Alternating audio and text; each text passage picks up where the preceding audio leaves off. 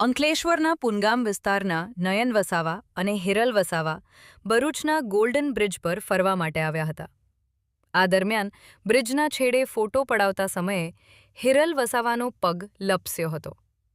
યુવતીને બચાવવાના પ્રયાસમાં નયન વસાવા નર્મદા નદીમાં ખાબક્યો હતો. સ્થાનિક લોકોની મદદથી યુવતીને તરત જ સુરક્ષિત રીતે બચાવી લેવામાં આવી હતી, પરંતુ યુવક નદીના તેજ પ્રવાહમાં વહેતો ગયો હતો.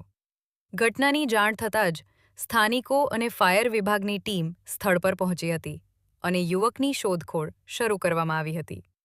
જો કે 2 દિવસ બાદ આજરોજ વહેલી સવારમાં સ્થાનિક નાવિકો અને સામાજિક કાર્યકર ધર્મેશ સોલંકીની મદદથી યુવકના મૃતદેહને નર્મદા નદીમાંથી શોધી કાઢી બહાર કાઢ્યો હતો અને યુવકના પરિવારજનો તેમજ અંકલેશ્વર બી ડિવિઝન પોલીસને જ કરતા પરિવારજનો અને પોલીસ સ્થળ પર પહોંચી મૃતદેહને પોસ્ટમોર્ટમ અર્થે ખસેડી વધુ તપાસ હાથ ધરી છે.